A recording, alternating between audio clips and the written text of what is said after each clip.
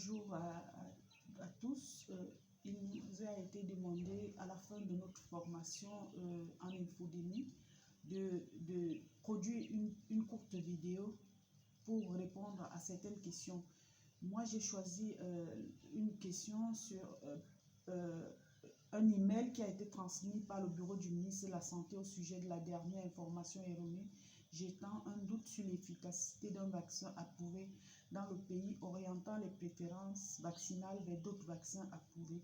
La désinformation suggère également qu'il y a de la corruption au ministère de la Santé. Le bureau du ministre veut savoir comment empêcher cette désinformation de se propager et suggère que quelqu'un appelle le PDG de la société des médias au pays pour éliminer cette désinformation.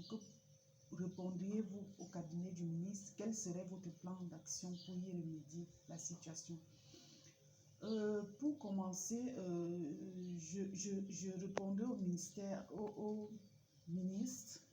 Je suggérerais au ministre de la Santé qu'on mette sur pied un comité d'écoute pour suivre ou alors pour gérer cette infodémie qui se propage et de faire un point de presse afin de donner la bonne information au public, afin de limiter la désinformation qui s'est installée dans la communauté, de mettre en place un comité de veille multidisciplinaire afin de traquer, en collaboration avec d'autres membres du gouvernement, des opérateurs téléphoniques et numériques, afin de localiser et bloquer toute source d'information nuisible à l'acceptation de la vaccination au niveau des médias, renforcer la communication interpersonnelle au niveau des communautés afin de lutter contre cette infodémie qui est en train de se propager.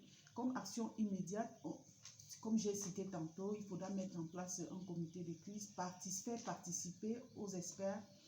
Il faut qu'ils participent à des émissions interactives ou alors des émissions qui seront diffusées dans des radios et des télévisions et en ligne, animer les points de presse sur la gestion de la crise, impliquer les influenceurs et les associations dans cette sensibilisation, produire des matériaux adéquats de promotion de la vaccination à différents formats qui pourront aider les populations et diffuser des supports de communication pour la promotion des vidéos, organiser des caravanes si possible avec des influenceurs et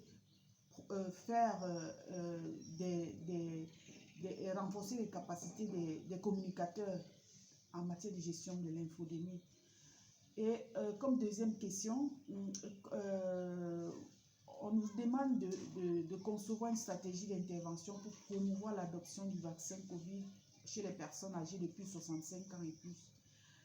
La première chose, c'est de faire une analyse situationnelle avec des enquêtes qu'on pourra réaliser, des enquêtes rapides dans des communautés pour voir le comportement des communautés face à la prise de la deuxième dose de vaccin chez les personnes âgées de 65 ans et plus.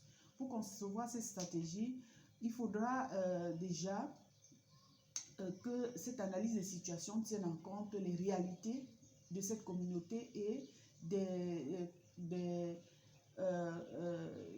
pourquoi il n'y a pas un engouement face à ces vaccins. Donc, ce qu'on pourra faire, c'est une analyse comportementale qui pourra nous faire